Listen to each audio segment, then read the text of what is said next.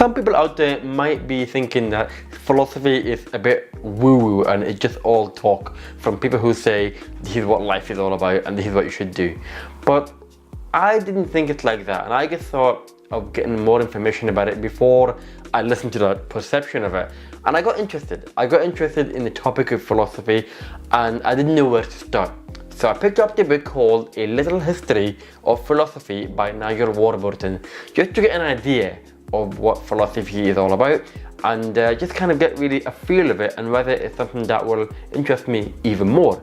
But in this video I want to talk about this book and why not only it will benefit you if you want to learn about philosophy, but also about the idea of personal development, whether it's in your career or in your personal life, your self-awareness, just about improving yourself as a person. And this book can help you with that. Coming right up. Now, Nigel Warburton, he is someone who's well known in the industry of philosophy. He has his own podcast and he is the host of Philosophy Bites, and he interviews various people in the industry as well. And this book is really good for you to get kind of started into the area of philosophy. And basically the way it's structured is there are 40 mini chapters and it goes on the topic of different people for each chapter. So you can start off from a very beginning of, the father of philosophy, some people call him. And it's to start off with Socrates and Plato. It goes on and on to Aristotle, Pyrrho, Epicurus, and it goes on through the history and until to the modern philosophers, including Alan Turing and Peter Singer as well. So there are 40 different chapters there and you get a feel of each of them as well. And the great thing is you can kind of get an understanding of what they are good at talking about, what are they knowledgeable about, and you can get an understanding about maybe which one you prefer if you want to learn more about them. So for example, the father of philosophy, Socrates, you can learn about him in depth in a different book, but to get a taster, this book will give you that idea as well. I quite like that structure because it can be a bit heavy for some people, and especially for those who have absolutely no idea what is philosophy. And I think the structure of this book is a really good way to get you into it and get a good flavour of how to improve yourself as a person from different philosopher and different perception. Having said that though, there are times where it can get very heavy on the religion side and maybe even politics side as well.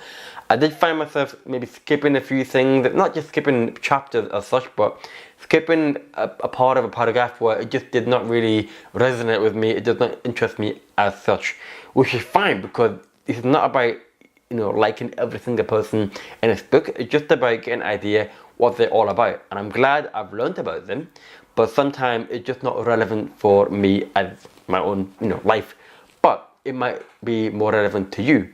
But there are so many interesting things I picked up from the book and so many quotes, and even just understanding the kind of story of what philosophy is about. And I've made so many notes in this book as well, and a few quotes that I picked up on about philosophy in general is, being philosophical simply means accepting what you can change.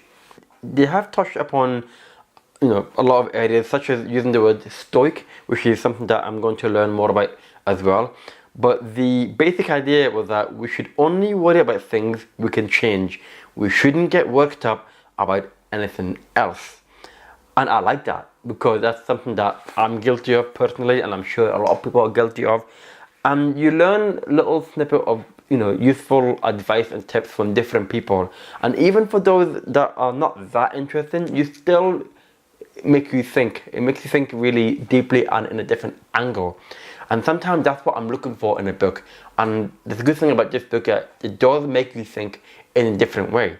Even those famous quotes that we've all heard of, and I didn't know a lot of them, like where it origin. And one of them is about, I think, therefore I am. I've heard that so many times, you may have heard it yourself. And it's all about existing and working out whether you exist or not. And sometimes, it makes you think like, oh, that's where it comes from. And it like makes you open your mind up even more. So, for example, the whole concept of I think, therefore I am, it's all about, having an existence and whether you exist or not. And basically what we're trying to say is, if you're thinking, you must exist. And I know that sounds a bit, weird to think about it, but you have to read the whole story behind it and why people are thinking like that. Why are they questioning their existence? Like, for example, it's talking about true happiness, and it's saying that it can only come from the inside. And you know how people always talk about, I wish I have this or that, most of the time monetary value or something physical, in order to be happy. But it's saying here that true happiness can only come from inside, from the things that human beings can control, not from anything that bad luck can destroy. So again, it's just thinking about your own life and think about what is it really that's making you happy. So if you get a brand new car, is that your life sorted? Is that you happy now forever and that's it? Nothing can get better than that? Because then it makes you think like, maybe that's not what I really want. Maybe I should really think, at a deeper level of what really makes me happy. Is it the car, or is it something about comfort? Is it something about having a status? Is it something about being successful? Being, giving an impression that I have this car, which means that I am successful. And that's what I want in my life. I want to be successful. And your perception of success might be different from one person to the other. That is fine, but everyone has their own version of happiness. And again, that's what this book has kind of highlighted, really. One thing I did find that from reading this book is I tend to prefer the notes, the kind of quotes and philosophy from those who have started it in the Greek time, many millenniums ago, and they tend to be a bit more interesting for me at the moment. But that's only because I've just learned about it right now, and they have a lot to share. But also they kind of set that foundation for the modern philosophers to kind of build on that. And as you can imagine as well, it's mainly focusing on Western philosophy, because there are so many different types of philosophy in different places, and they all have kind of the same concept, but I think there are differences, and that's something that, again, I want to read more about as well. So it's a good thing that I've read this book, because then I've realized that I want to learn more about it. I want to learn about all these different people that interest me from this book. And yeah, I think it's something that could interest you as well. It's not an everyday book that you pick up. It's not something that, a person who runs a business will think about picking up, but it does help you a lot. And the way I see it as well is, if you're improving yourself as a person, then the rest will follow. If you think about your happiness, your health, your way of living, if that is something that you focus on and you improve that, then it can have a knock-on effect to everything else in your life around you. So you should always focus on yourself, improve your own internal happiness and your health, so that you can help other people, so that you can improve your relationship with your family, your spouse, your kids, so that you can also do the best that you can for your own job, for your business. It just kind of like that domino effect, really.